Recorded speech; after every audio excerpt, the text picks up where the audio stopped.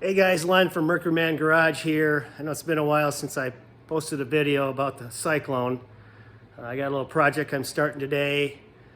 Some rust holes, surface rust I want to take care of on the left rear quarter. And let me give you a preview of that, give you a little shot of what I'm talking about.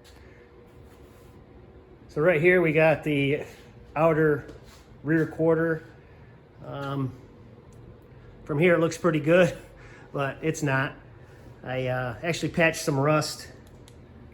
Had some rust holes right here, and I put a patch panel in there, and also right here, a couple of rust holes there, some patch panels, and looks like the previous owner did a dent puller deal here, drilled some holes, pulled the dent out, covered it up with Bondo, and didn't fill in the holes. He just Bondoed the holes, and I actually welded the holes closed, and now I'm just gonna refill it with some good filler, not the Bondo brand, but some Rage probably, and basically just tackle one section of this car at one time. And I'm starting on the left rear quarter right now. I got a little hole right there. I don't know if you can see that, but that's around the left rear tail light. I got a hole right there. Working on that. And the inner skin is where the surface rust is. Kind of see it right here. You can see my patch panel. I think I got all the holes taken care of in this area, other than those back there. But I want to take care of the surface rust and then paint it with some good paint and maybe some undercoating. You can see the welds right there for that dent puller deal that the previous owner did. But this is my plan for today, is to grind down this surface rust, get it down as much as I can to bare metal, and paint it. We'll see where we're at from that. Actually, before painting, I'm going to take care of these holes right here. Weld those shut, and I'll show you what that looks like after I'm done. All right, take care. So, as is usually the case with these old cars, I found some more holes, so I thought I would start welding the holes first before painting. Start with the welding and then paint after that, because there's no sense in painting and then welding, because then you got to repaint. But anyway, I got this one here by the rear taillight somewhat patched in with weld. I got a little more to do. I ground it down with my die grinder and a 2-inch disc. I got more to do on that, obviously, but the metal there is so thin that I had to just really use a lot of finesse to get the holes filled in. I didn't use a patch piece, I guess you'd say. Probably could have, but I just thought I would fill it in with weld and see if that worked, and it seems to be working. The metal around there is quite thin, but it's solid still, so I just went that route. I still got this one to do down here. This right here is a bracket bolt hole that I need to address, because the head broke off and the threads are still in the hole, but I'll deal with that later. Here's another hole I got to patch. That will probably require a patch panel, a little piece I'll have to cut out. But what I found, let me turn the light out of the way here.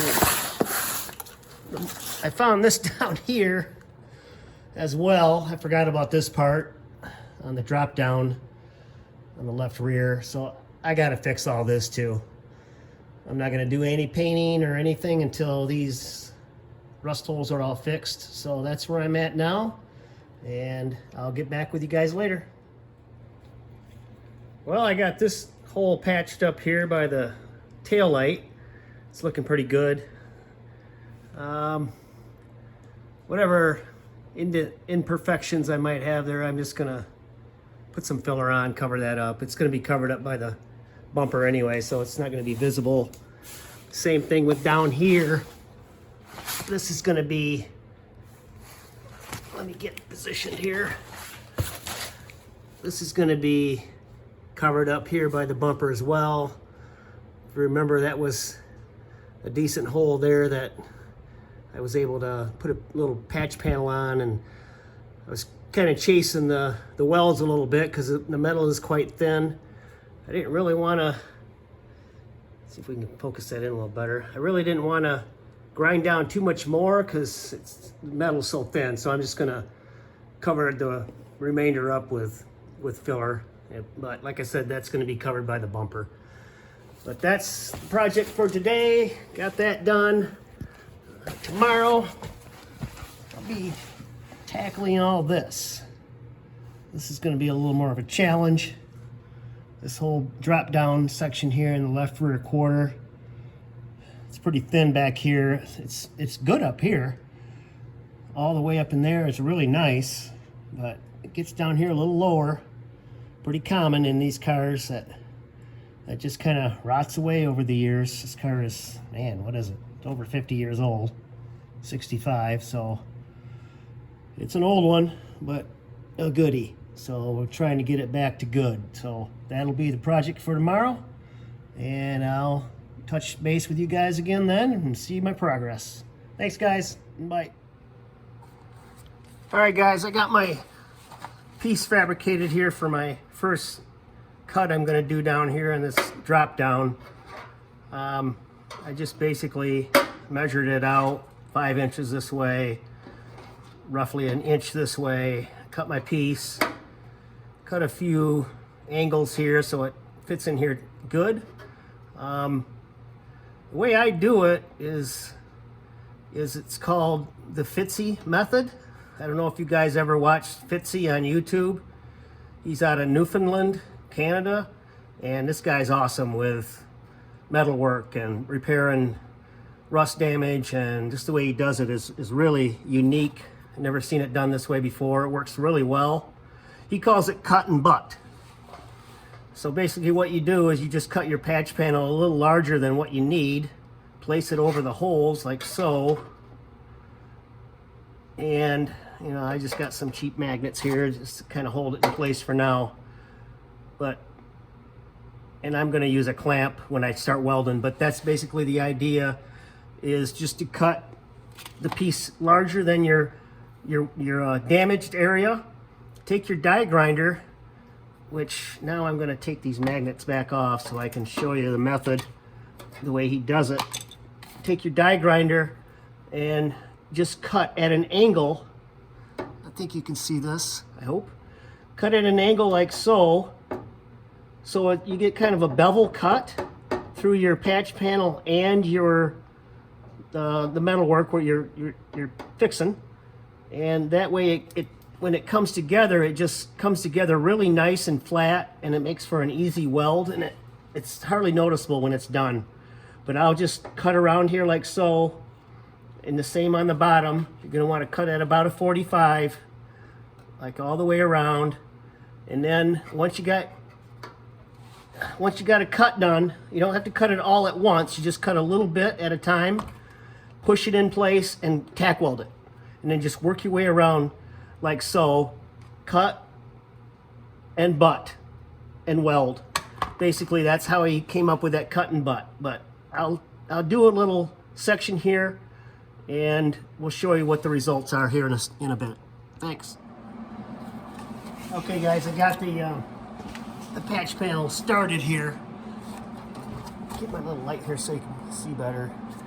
I forgot to mention earlier that once you place this on here, you do tack welds in a few spots to hold it. You don't use clamps to hold it. Tack welds hold better. And then you start cutting around with your bevel cut all the way around the perimeter. And just do a little section at a time like I've done here. Press it into place so it's flat and level, and then just tack weld a few spots, and then just continue on right down the top all the way around. Just do, well, I'm just going to do like an inch or two at a time. I might do this whole top piece next, and then push it all into place. And like I said, just work your way around. I think once I get that in place, I'm going to push this down into place, this butt end here, and then do this bottom portion, and then do this last. It seems like that might work the best for me, because this is kind of bumpy and not real level and flat out here. I'm just going to pound it in place as I go once the welds are done. But that's pretty much it. I'll show one more section of video here once I get maybe to the bottom to see my progress, and then we'll talk to you later. All right, here's that patch panel all the way welded in. I got a long ways to go on it yet, but I just tacked it in around the perimeter. Got it looking pretty good, I think. Try not to criticize my welds too much. But there's all the way through. That's all that matters. I got a little ways to go yet. And it's on the underside of the car, so it's not that big a deal. I got a little ambitious here with my cut. It was hard to get my die grinder to do a corner like that. Should have used my little wheel, but I'll have to put a little patch sliver of metal in there and hope for the best. But that's what it looks like once it's done. Takes a little time. Of course, I don't have mechanics equipment to do this. I'm a shade tree mechanic, I guess you'd say. But I make do with what I got. But that's pretty much it. I gotta just finish up the welds, grind them down, fill in this little piece right here, and then I'll smooth it down as best I can, and I'll check back with you. All right, guys. Okay, guys, well, there it is. Got that section complete. Turned out pretty good, I think. I will finish off the rest of this. I'm not gonna film that for you guys. It's pretty much the same process as what I did here. I got it all sanded down. Once I get a coat of undercoating on that, you won't even see those little bit of welds I got left there. I gotta figure out a way to round off a piece of metal for that ridge right there. Probably just bang it over a pipe or something. And then that's the next one. I think I'm gonna do that last. That'll be a little more time consuming, but I think it turned out pretty good. Got my hole all wallered out, I guess you'd say. It's not perfect, but once that plug's in there, you won't see that. But again, this is a neat process. Cut and butt. I would recommend all you guys check out his channel if you're interested in doing any sort of fabrication and welding on sheet metal. He's amazing. Real informative and instructional videos that he does. Very well done. But I think I'm going to wrap this one up here, guys. I appreciate y'all watching. Like the video, subscribe, and we'll catch you on the next one.